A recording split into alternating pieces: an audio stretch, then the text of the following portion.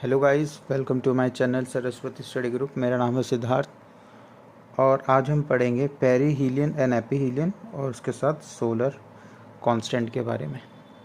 तो पहले हम सोलर कांस्टेंट समझ लेते हैं, उसके बाद पेरीहीलियन और एपीहीलियन के बारे में पढ़ेंगे। तो चलिए शुरू करते हैं। तो देखिए, ये है आपकी अर्थ, ठीक है, ये आपकी अर्थ है और मान लीजिए, और जो एटमॉस्फेयर होगा ये अर्थ के ऊपर होगा, ठीक है। अर्थ के सरफेस है, इसके ऊपर इसके चारों तरफ एटमॉस्फेयर होता है, वायुमंडल यहाँ पे है। तो इस वायुमंडल में सरफेस से, अर्थ के सरफेस से 1000 किलोमीटर ऊपर अराउंड यहाँ पे जो एटमॉस्फेयर है, यहाँ पे सनलाइट आती है और यहाँ पे सबसे पहले यहाँ पे कांटेक्ट बनाती है। तो समझ लीजिए जैसे ये आपका लाइट सब, ये आपका सन है और ये आपकी सनलाइट आई, ठीक है।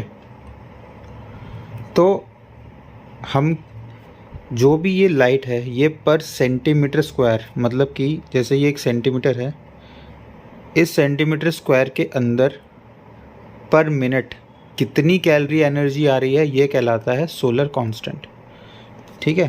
मतलब जैसे ये आप अर्थ के एटमॉस्फेयर पे गए 1000 किलोमीटर ऊपर, वहाँ पे आपने 1 सेंटीमीटर का आपने एरिया लिया और 1 मिनट में उस एरिया में कितनी कैलोरी एनर्जी आ रही है सन से, वो होती है सोलर कांस्टेंट।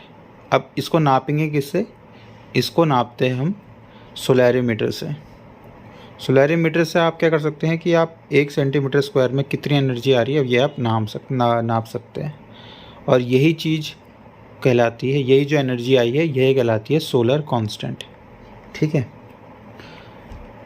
अब इससे क्वेश्चन ये बनता है कि जो ये सोलर कांस्टेंट है, क्या ये पूरे साल एक जैसा रहता है? आंसर है नहीं। एक जैसा ये तब रहता अगर ये डिस्टेंस सन और अर्थ का चेंज नहीं होता, ठीक है। पर अर्थ और सन का डिस्टेंस पूरे साल में चेंज होता रहता है। अर्थ सन के पास जाती रहती है और सन से दूर जाती रहती है, ठीक है। तो इससे क्या होता है, जो एनर्जी सन के से रिसीव हो रही है, जो सोलर कांस्टेंट या एनर्जी पर सेंटीमीटर स्क्वायर हमें सन से मिल रही है, वो दूर जाने पे कम हो जाती है और पास जाने पे ज़्यादा हो जाती है। अब समझते हैं पेरीहीलियन और एपीहीलियन।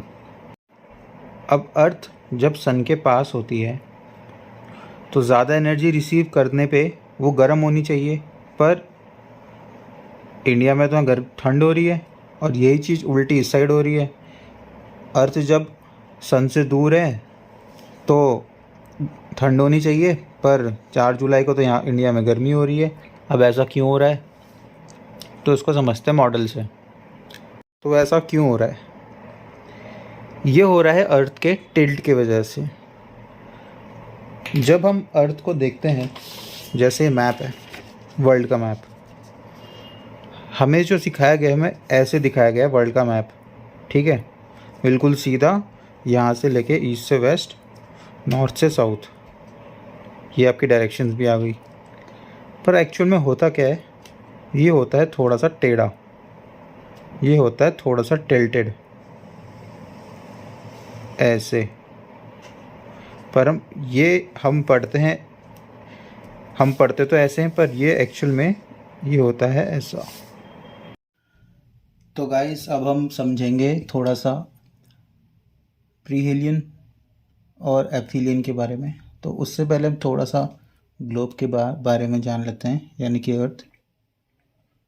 जो हमारी अर्थ है, जैसे हम देखते हैं मैप में, ये तो ऐसे दिखाई देती है सीधी सी, पर एक्चुअल में ये कर्व्ड टिल्टेड है 23.5 डिग्री पे, ठीक है। मैप वगैरह में तो आप इसको ऐसे देखो, ऐसे समझोगे, पर जब आप स्पेस में देखते हैं, तो स्पेस पे देखते हैं तो आपको अर्थ कुछ इस तरीके से दिखाई देती है, टिल्टेड। और ये है इक्वेटर, ठीक है, इक्वेटर जा रही है। जब अर्थ 23 डिग्री पे टिल्ट है तो क्या होता है, जो अर्थ जो ये इक्वेटर है इसके ऊपर होता है नॉर्दर्न हेमिस्फेयर और नीचे होता है सदर्न हेमिस्फेयर। 23 डिग्री टिल्ट होने की वजह से, जैसे इस तरफ टिल्ट है तो ये अपर जो नॉर्दर्न हेमिस्फेयर है ये थोड़ा सा नीचे को खिसक जाता है। खिसका मतलब हल्का सा टेढ़ा रहता है, तो ये पार्ट उठा हुआ ये पार्ट नॉर्दर्न हेमिस्फेयर थोड़ा सा नीचे को रहेगा और सदर्न ऊपर को आ जाएगा। क्योंकि ये देखो ये नॉर्मल सीधा था, पर जैसे आप इसे टेढ़ा करोगे 23 डिग्री पे टिल्ट करोगे तो नॉर्दर्न हेमिस्फेयर थोड़ा सा नीचे को चला जाएगा यहाँ से, और सदर्न हेमिस्फेयर यहाँ से उड़ जाएगा। तो और फिर ये कुछ इस तरह दिखाई देता है रोटेशन पे। ठीक है, ये डायरेक्शंस है ईस्ट वेस्ट नॉर्थ साउथ। अर्थ मूव करेगी ईस्ट की तरफ ऐसे, तो ये आपकी अर्थ भी मूव होने लग गई। अब हम स्टार्ट करते हैं प्रीहिलियन से। पेरिहिलियन तब होता है जब सन अर्थ के पास होता है। तो अब मान लीजिए ये है सन। अब क्या हो रहा है, सन की रेज यहाँ पड़ रही है, अर्थ पे पड़ रही है। ठीक है, पर जो ये रेज है ये ज़्यादा पड़ रही है सदर्न हेमिस्फेयर पे। कैसे? सदर्न हेमिस्फेयर 23 डिग्री टिल्ट होने की वजह से, अर्थ के टिल्ट होने से ऊपर उठ गया है, जिससे ज़्यादा लाइट सदर्न पार्ट पे पड़ रही है। लाइट पड़ रही है कुछ इस टाइप से। ठीक है, ये देखो, आई होप डिफरेंस पता लग रहा हो।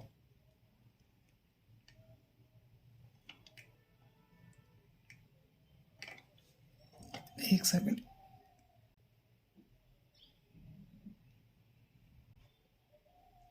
अब जैसे ज़्यादा क्लियरली समझ में आएगा। ये लाइट आई, सूरज पास में था, जैसे सन है ये पास में है, तो जो नॉर्दर्न पार्ट है इस पे लाइट कम है एज़ कम्पेयर टू सदर्न।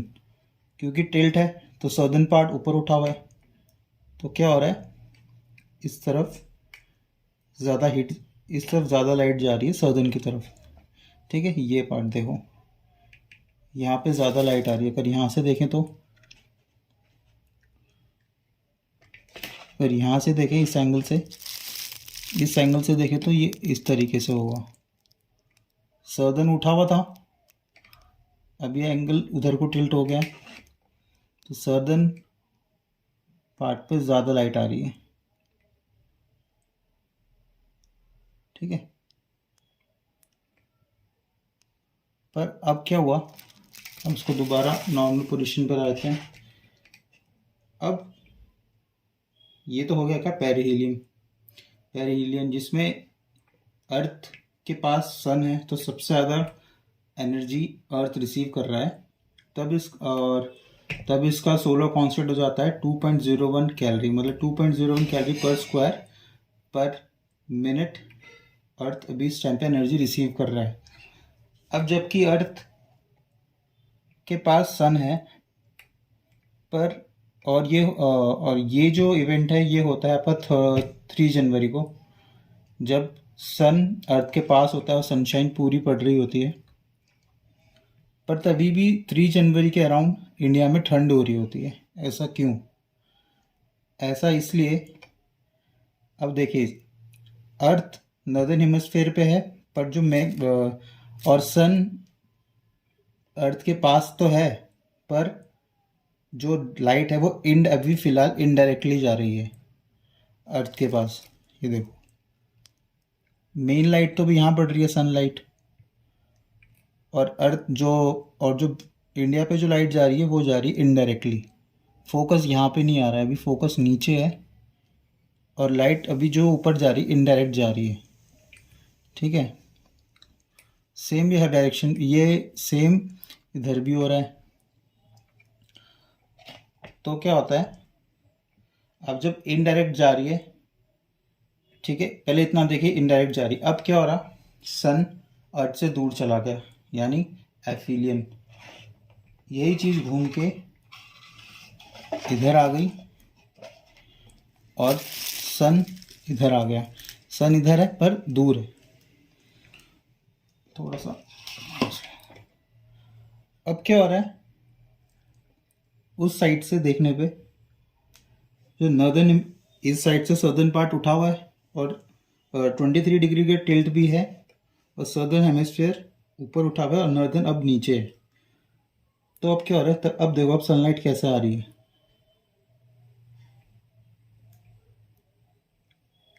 अब क्या हुआ, जो ये लाइट है भले ही दूर से आ रही है, सन फिर भले ही अर्थ से दूर है, पर ये डायरेक्टली शाइन कर रहा है अर्थ इंडिया के पास। इंडिया मतलब कि नॉर्दर्न हेमिस्फीयर के पास, न पूरे नॉर्दर्न हेमिस्फीयर की बात हो रही है। ठीक है, तो क्या हुआ, भले ही सन दूर था पर अभी डायरेक्टली शाइन कर रहा है नॉर्दर्न हेमिस्फीयर पे, तो यहाँ पे क्या होगा, गर्मी ज़्यादा होने लग जाएगी। तो अब इससे ये तो पता लग गया कि भले ही सन दूर है, नॉर्दर्न हेमिस्फीयर पे तभी भी गर्मी रहेगी, क्योंकि सनलाइट डायरेक्टली नॉर्दर्न हेमिस्फीयर पे पड़ रही है। और इससे एक चीज़ और क्लियर होती है कि भले ही अब अर्थ से सन तो दूर है, तो इसका मतलब जो सोलर कांस्टेंट है, जो एनर्जी अर्थ पे आ रही है वो तो कम आएगी। तो इसका मतलब सोलर कांस्टेंट जो कैलोरीज आ रही है वो कम हो जाएगी। तो वो कितनी होती है, 1.89, क्योंकि ये सन अब दूर हो गया तो टोटल एनर्जी जो अच्छी खासी रिसीव कर रहा था वो कम हो गई। तो अब इससे एक चीज़ पता लगी कि भले ही सन दूर है और सोलर कांस्टेंट भी कम हो गया दूर होने से, पर नॉर्दर्न हेमिस्फीयर पे गर्म रहेगा और इंडिया स्पेशली गर्म, और इसलिए इंडिया पे स्पेशली गर्मी का मौसम रहता है, क्योंकि ये इवेंट होता है जुलाई में और वो भी 4 जुलाई को, और जिस टाइम पे अर्थ हमारे इंडिया में गर्मी का मौसम रहता है। ठीक है,